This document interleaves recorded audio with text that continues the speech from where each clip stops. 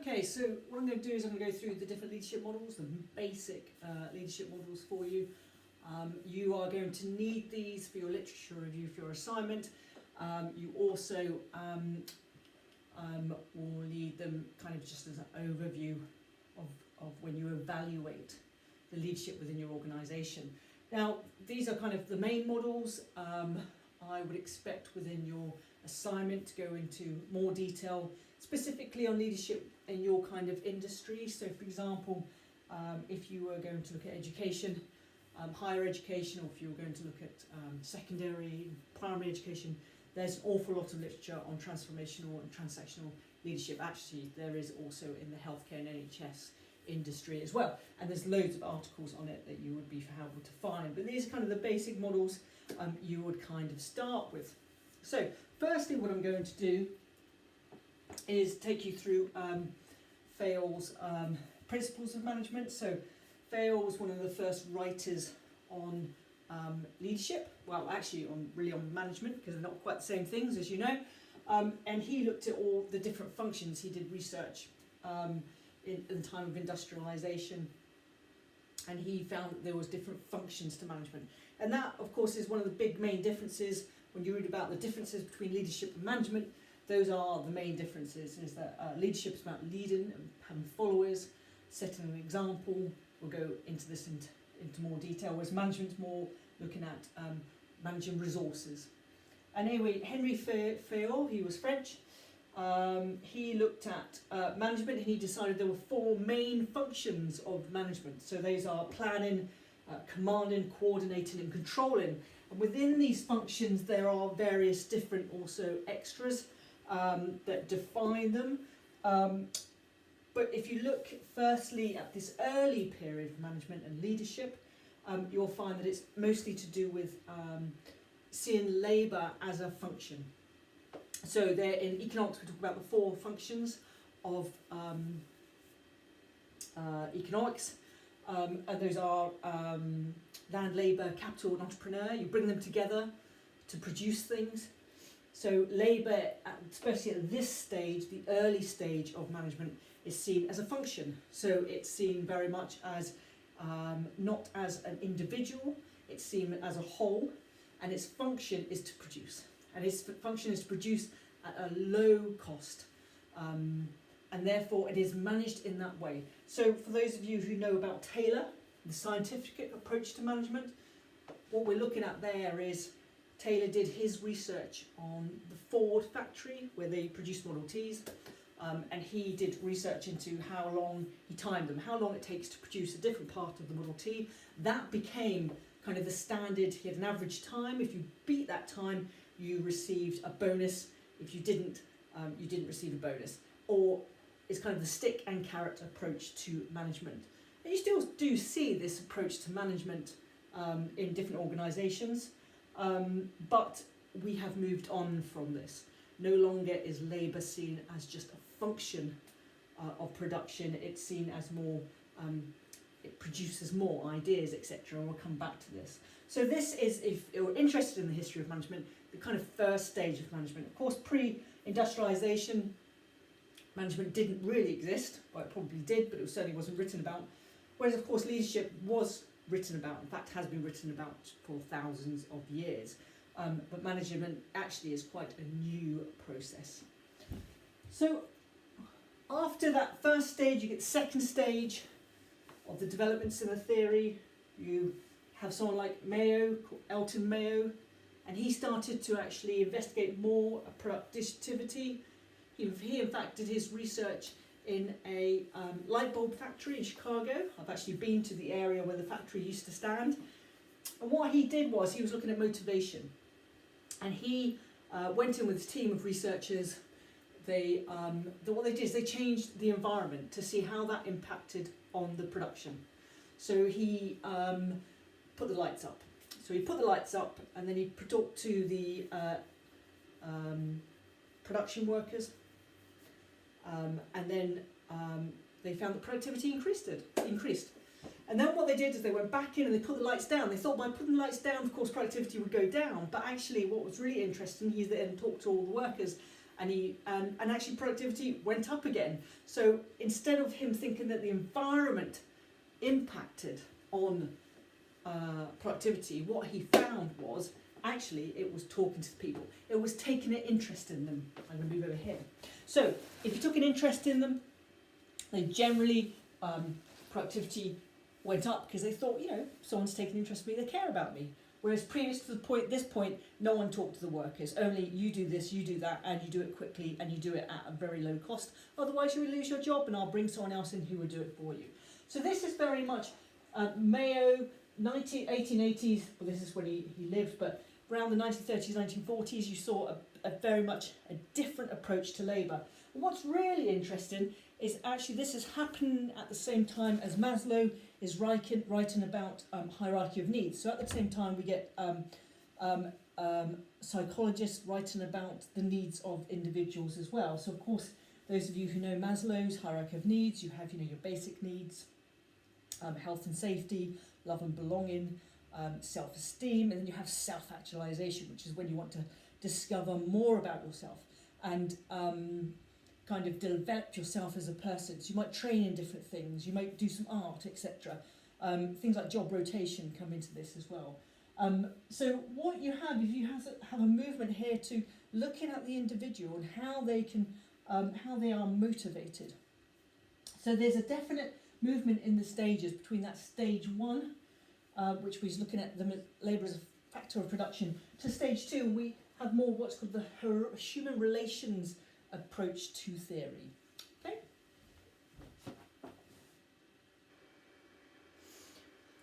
All right, wonderful. And then we get to stage 3. So stage 3 is actually, we're looking at 1940s, so post World War II to the present. You have things like Mintzberg and you have Porter.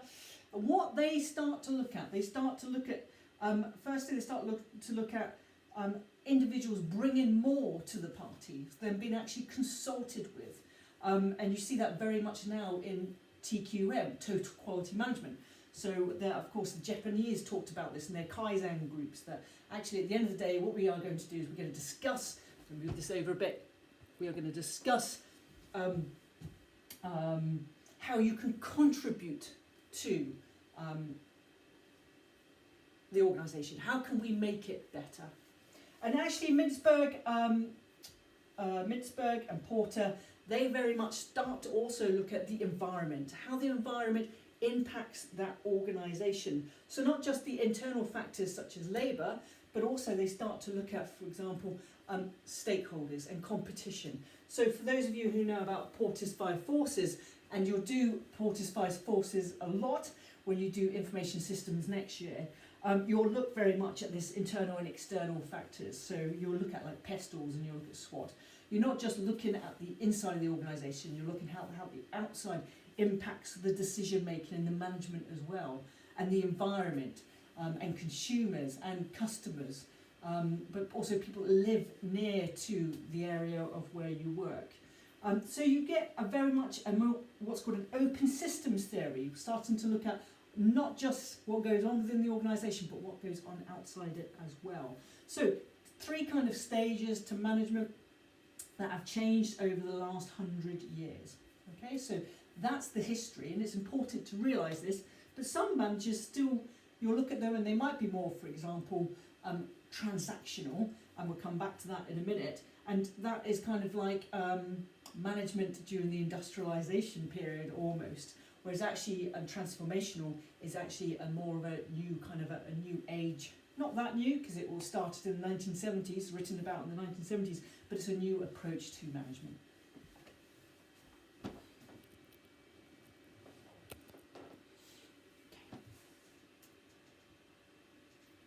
Oh yes, so Mintzberg also starts to look at things like managerial roles, and actually this is introduced within your topic 1 on your online learning. So this hopefully will be applicable, and you'll remember this from topic 1. So he talked about things like the different roles of the manager. If we can make that any better.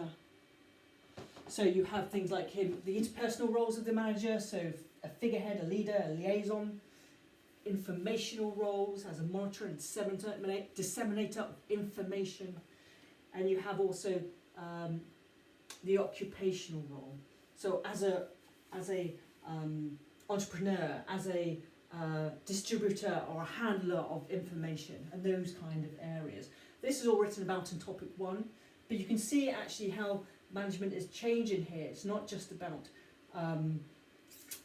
that transactional approach to management. You do this stick carrot approach. We suddenly get things like the role of the manager is about to lead. It's about being a figurehead. It's about being an entrepreneur. It's about monitoring people, which is more the transactional approach, but it's more also about disseminating information. So you get a movement here, and this is Mintzberg's worked. Okay, so what we're going to do now is look at more on the leadership models. Now this is where it can get quite confusing, because if you look at some books on leadership models, what you'll find is some books will call them management models. And this is where we get this whole contradiction and relationship between leadership and models. Is there a relationship? Yeah, of course there's a relationship. But you can be one and not the other. So you may actually be a really good leader, but a really poor manager. Or you could be a good manager and a poor leader. And I have to say I've had both over the years. Before I was a university lecturer, I was a teacher, secondary, tertiary sector, and you'd get a lot of head teachers. That could be, for example, I had one that was a really good leader, figurehead, but you couldn't manage himself out of a paper box. But I equally have had head teachers that have been really good at management, but had no presence and no charisma, so their leadership skills weren't great as well. So you sometimes, actually I'd say the majority of times, you will get good leaders or get good managers, but it is rare, I think, to get a good leader and a good manager. But that's something to think about. Okay, so moving on. Okay, so this is the first one, which is Blake and Mouton. I think I introduced this in topic 2. I mean, it's very straightforward. It's a matrix. It's looking at these two kind of axes. So on the vertical axis, we have how much concern they have for people, and on the horizontal, we have how much you are concerned about production.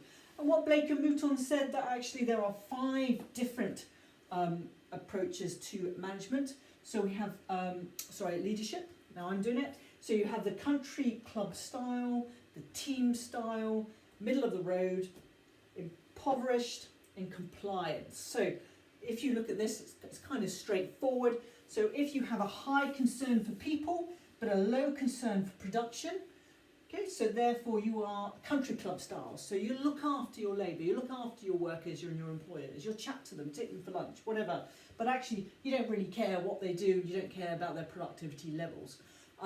So that would be a country club style approach to leadership, a more laissez-faire, as it were. So on the other end, for example, you might have someone who is a low concern for people, but a high concern for productivity. And that's called compliance management. Now, with compliance management then, so it's all about productivity, it's all about profitability, it's all about doing what we can with the resources at a cost of not caring about your employees. Now what is interesting, I mean, I've spent most of my life in education, different levels of education, is actually because of neoliberalism and the movement to productivity within education, you have seen a movement more along this line, a concern for production. By production, we don't just mean, for example, factories and how much we produce within the factories and at a low cost and how profitable. Productivity it is all about, to be fair, profitability and lowering your costs. So think about it in the service sector. For example, if you're in a school, it would be about meeting all your targets that you are set, running out of surplus, and moving yourself up the league tables, which would be the equivalent. So getting your outstanding for offset. So all those what we call accountability issues that have come in, those have moved education more along here. Now hopefully there's still some concern for people, but most people you'd say within education would say that has gone down and that has gone up, and there's been a movement. So, but of course, it's never quite as easy as that. So you've got middle of the road, of course, which is a bit of both. Concern for production, and there's some concern for people as well. So, and impoverished style, impoverished style approach to leadership, which is low concern for people and low concern for production. So my feeling is, if it's impoverished, then your company probably isn't going very far, or organisation won't be going very far, to be honest. Now, the problem with this model was produced in 1964, and it's often talked about. But of course, with some of these models, they're never quite as black and white of this. It might be, for example, you change your leadership style depending on the circumstance. That is called situational leadership. So it might be, for example, at times you are more concerned for your people and you have a more country club style approach to your leadership. But there might be other times where, actually, do you know what? Ofsted's coming in next week. We really need to work 24 hours a day for the next 3 days to make sure actually we are compliant with Ofsted, we're getting good at Ofsted, and then we'll calm down a bit. So you might move between these. I mean, you would say perhaps that one of the best approaches to leadership is the team style one. So you're concerned for people, but you're also concerned for productivity. Whether you can do it to that extent, I would say is probably questionable. Okay, moving on. So moving on a bit. This is 1957. This is Tannenbaum Schmidt, which again I think I talk about in topic 2. So this is a continuum. It's very similar in ways to other leadership models. They just use different words and use different terminologies. So towards this end of the continuum, there is more authority by the manager. So the manager has more autocracy. They tell you what to do and you do it. This end of the continuum, though, it's the opposite way around, and there's more freedom for subordinates. So it's more laissez-faire approach to leadership, and there's less dictation from the leaders at the top, or the managers at the top.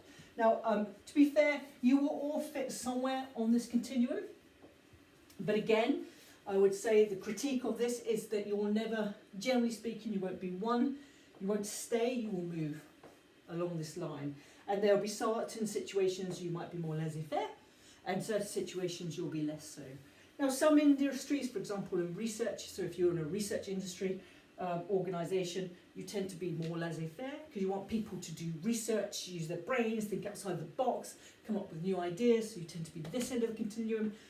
And there'll be other times when you're down more at this end. So, for example, in the military.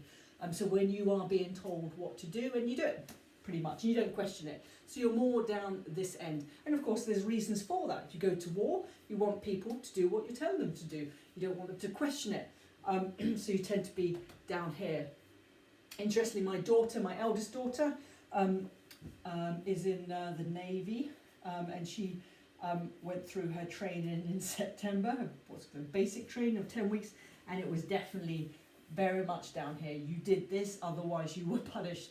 And they say that, and interestingly, it was the stick and carrot approach.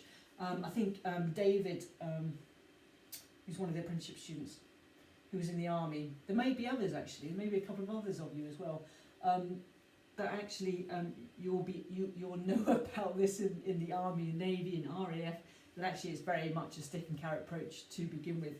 She, for example, first 4 weeks of training wasn't even allowed a cup of tea.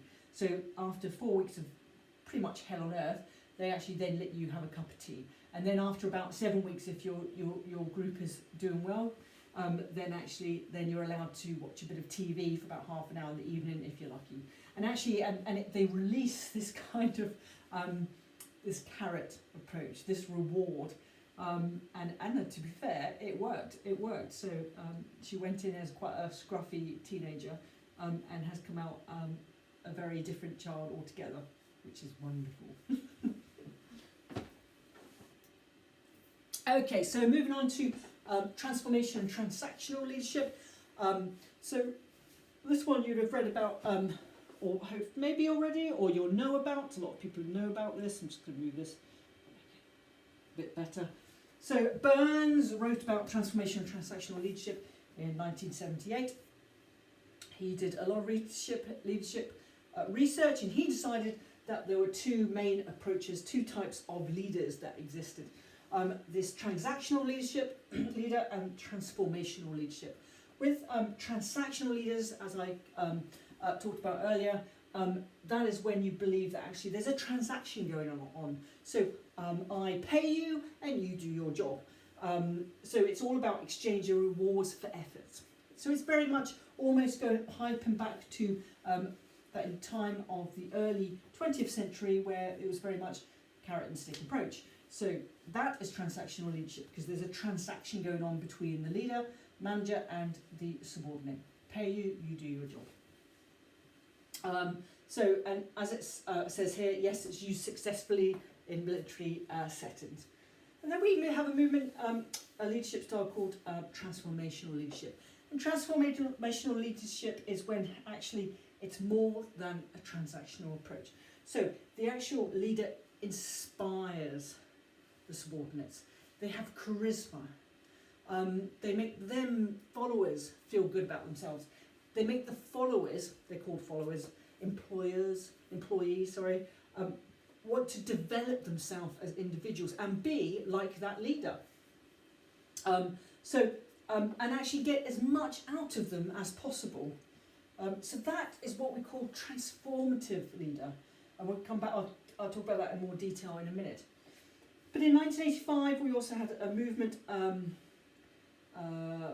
Bass, and again, he looked more at transformational and transactional leadership. And as I'll be saying later on, one of the big things he looked at was whether you could be both.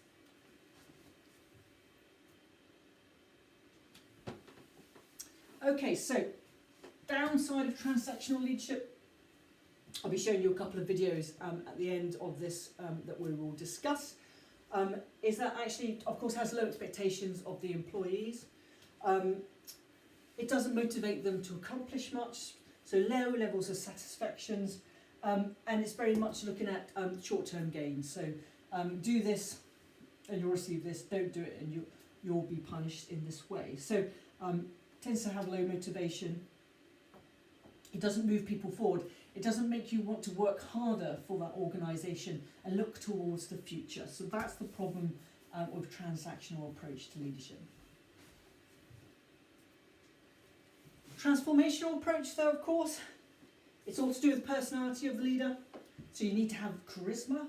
Again, we'll come back to, we're looking, some of you that filled in, for example, your trait questionnaires, and there's a debate, of course, how much of a leader is to do with the traits of the leader, how much of it is to do with the skills of the leader. Of course, I mean, I always believe it's a mixture of all of them, but I do think charisma actually is quite important. So transformational leader will try to change the organisational culture. They'll have a culture they kind of bring with them. They have the ability to get people to do things, but also to want to change themselves for the better. And what's interesting here, like Bass said this, that actually a transformational leader, people believe in them, they trust them. And trust is really important when it comes to leadership. Do you trust your leaders? Do you trust your managers? And only you can ask that. So three main elements of transformational leadership styles. This is Burns. They are inspirational and they're charismatic. They create a bond between the followers and the leaders.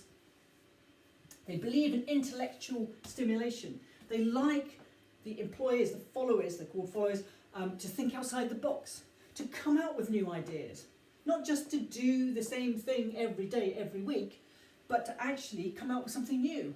Come for a solution, a different solution to the problem. And they'll listen to them as well. And this is really important.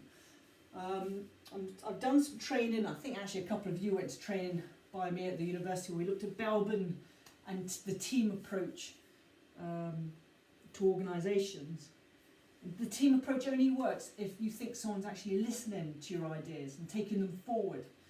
The most frustrating thing is if you sit on a team and you come up with developments and changes and you think, yeah, this is going to be brilliant, and actually you send it your report somewhere and you never hear about it again, and it just becomes a waste. It just becomes a paper fill-in exercise. And I have to say, I've been on many of those kind of teams over the years. You know, you come up with those ideas, they disappear, and you never see them again. It kind of makes morale go down a bit. And also it takes into account individual considerations, the degree which the leader attends each follower's needs. They act as a mentor or coach, not the same thing, of course, slightly different. But they listen to their followers. They don't just plough ahead like an autocratic, authoritative leader. They listen to what their employees have to say. Okay?